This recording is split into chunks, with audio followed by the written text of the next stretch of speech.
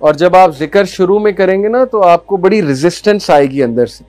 उसकी भी मैं वजह बता देता हूं। आपका दिल ही नहीं करेगा अल्लाह का नाम लेने का, जो सच बात है शुरू में।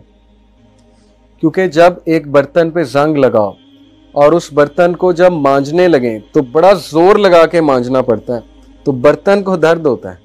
अगर बर्तन लिविंग बीइंग होता है उसको दर्द हो रहा होता है, इसलिए रेजिस्टेंस आएगी, क्योंकि दिल अभी एक्सेप्ट नहीं कर रहा जिक्र of Allah.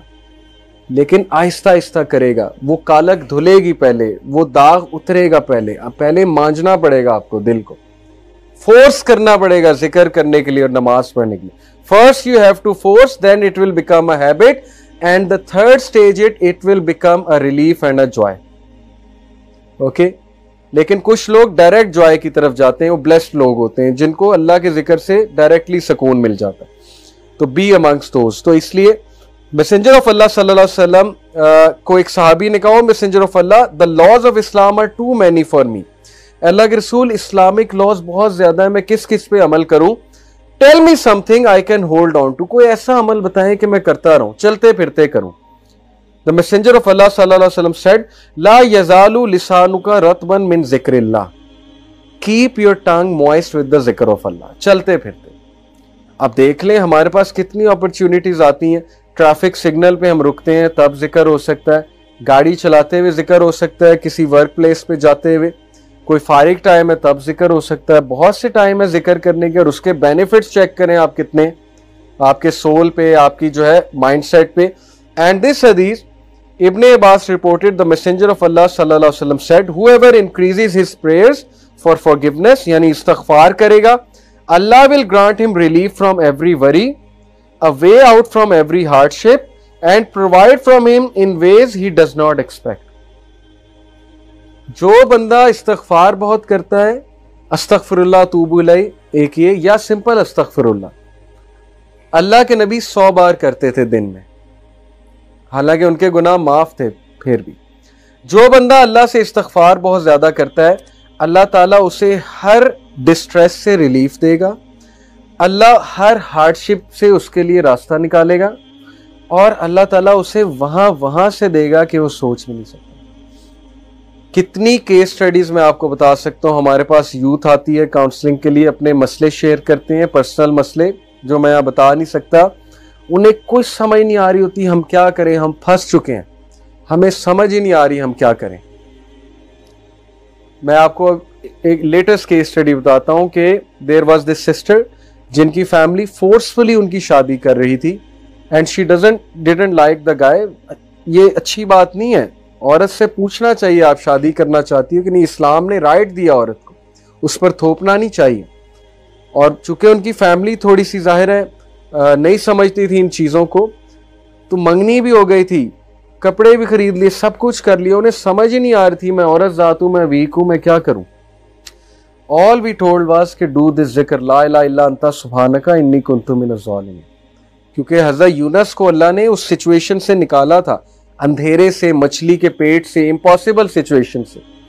That's it, and she did it miraculously. Something happened, हालात ऐसे पैदा हुए, वो जहाँ शादी हो रही थी उन्होंने ख़त्म कर दी।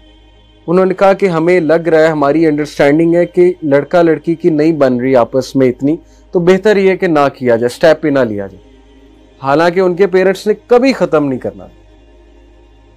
तो ये एक केस स्टडी मैंने आपको बताई है। अभी बहुत से यूथ हैं जिनके इम्पॉसिबल टास्क फंसे हुए थे, लेकिन उन्हें इस्तगफार करने को कहा, ये विर्द करने को कहा, वो इस तरह निकले कि वो हैरान हो गए कि ये हुआ क्या है हमारे साथ, कैसे अल्लाह ने निकाला है हमें। इसलिए अल्लाह की फोर्सेस को कभी भी अंडर एस्टिमेट ना करें, इस्तगफार को पकड़ ले, इंशाल्लाह you will see the result. मैं एक वाकया सुना के बात को ख़त्म करता हूँ। इमाम अहमद बिन हम्बल का एक बहुत मशहूर वाकया। इमाम अहमद बिन हम्बल is one of the great imams, 4 imams हैं। इमाम अहमद बिन हम्बल इतने मशहूर थे, इतने फेमस थे कि लोग लिटरली उनसे मिलने के लिए दूर दराज इलाकों से आते थे, और तब सवारियाँ भी नहीं इतनी होती थी।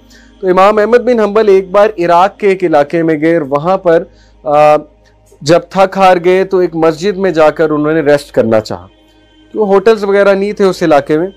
इमाम अहमद बिन हम्बल चूँकि काम के लिए गए थे, मस्जिद में रेस्ट कर रहे थे, तो मस्जिद का खादिम आया वो सब कहता है पता नहीं कौन शख्स है, क्योंकि फटे पुराने कपड़े थे, सफ़र करके आए, तो उन्होंने कहा निकलो बाहर, कौन हो तुम। अब वो इमाम इतने हम्बल होते थे, इतने हम्बल हुआ करते थे हमारे बुजुर्ग, उन्होंने नहीं बताया मैं इमाम अहमद बिन हम्बल हूँ। उन्होंने कहा कि I just want to rest a bit. उसने कहा कि रेस्ट अलाउड नहीं है, निकलो यहाँ से, चोर चक्के आ जाते हैं तुम जैसे। इमाम ने रिक्वेस्ट की लेकिन नहीं, वो बेचारे उठे, जाकर सीढ़ियों पर बैठ गए, वहां रेस्ट करने लगे। वो बंदा वहां भी आ गया, उसने हाथ पकड़ा उनका, बाजू पकड़ के घसीट कर धक्का दिया कि निकलते हो कि नहीं निकलते। ये किसके साथ हो रहा है? इमाम अहमद बिन हम्बल के साथ। Unimaginable behaviour. अगर उसको पता लग जाता है इमाम अहमद बिन हम्बल है तो उसी वक्त पांव पड़ जाता। लेकिन इमाम अहमद बिन हम्बल की आप ह्यूमिलिटी चेक करें, उन्होंने नहीं बताया कि मैं नहीं चाहता कि मेरे प्रेशर में आके मेरी इज्जत करे। तो एक बेकर करीब था, जो बेकरी वाला था, वो रोटियां लगा रहा था, नान शान लगा रहा था, रात का वक्त था। उसने देखा कि ये भला आदमी मालूम होता है, गरीब सा आदमी है। उसने कहा आप ऐसा करें, आप मेरी तरफ आ जाएं। इमाम अहमद बिन हम्बल बड़ा खुश हुए। क्या देखते हैं कि जब वो उसकी तरफ आए, आकर बैठे, तो वो बंदा ना इस्तगफार बहुत कर रहा है, अस्तगफिरुल्लाह अस्तगफिरुल्लाह अस्तगफिरुल्लाह तूबू इलैह, और रोटियां लगा रहा है, साथ साथ नान लगा रहा है। तो इमाम अहमद बिन हम्बल बड़ा खुश हुए, कहते कि ओ मैन, आप बहुत ज़्यादा इस्तगफार करते हैं। तो उसने कहा कि इसकी एक वजह है। इमाम अहमद बिन हम्बल ने कहा क्या वजह है? ही सेड कि मैंने एक हदीस सुनी है। इमाम अहमद बिन हम्बल और खुश हुए कि हदीस जानता है बंदा, नेक आदमी है, अच्छा सुनाओ, क्योंकि वो मुहद्दिस थे, मुस्नद अहमद उन्होंने लिखी है। ही सेड कि मैंने हदीस सुनी है कि अगर कोई बंदा अल्लाह से अपना कोई काम कराना चाहता है तो बहुत इस्तगफार करे। वो इतना खुश हुए, ही हग्ड हिम, ही सेड कि यार मतलब कमाल हदीस सुना दी तुमने, लेकिन काम क्या कराना चाहते हो? ही सेड मेरी ख्वाहिश है इमाम अहमद बिन हम्बल से मिलो। एंड इमाम अहमद बिन हम्बल लिटरली क्राइड। ही सेड के आई एम इमाम अहमद बिन हम्बल, अल्लाह मुझे ले आया तुम्हारे पास। Can you believe it? अल्लाह और इमाम अहमद बिन हम्बल कहते हैं कि भला हो उस बंदे का, खादिम का, जिसने धक्के दे के तुम्हारी तरफ भेजा। अल्लाह ताला धक्के दिलवा रहा था कि चलो उधर, वो बंदा तुम्हें मिलना चाहता है। और इमाम अहमद बिन हम्बल से मिलना आसान नहीं था, वो उस दौर के सेलिब्रिटी थे, बहुत बड़े सेलिब्रिटी थे। तो ये एक वाकया मैंने आपके सामने रखा। तो एनीवे, जिक्र of Allah is very important to increase your ईमान, इसलिए अपनी रूटीन्स में अल्लाह का जिक्र लेकर आएँ। जिक्र ऑफ शैतान is going to corrupt you and music is the जिक्र ऑफ शैतान। So may Allah subhanahu wa ta'ala make us act on whatever said. Jazakumullah khair for coming. Barakallah fi. Subhanakallah wa bihamdika ashhadu an la ilaha illa anta astaghfiruka wa atubu ilayk. Wassalamu alaikum.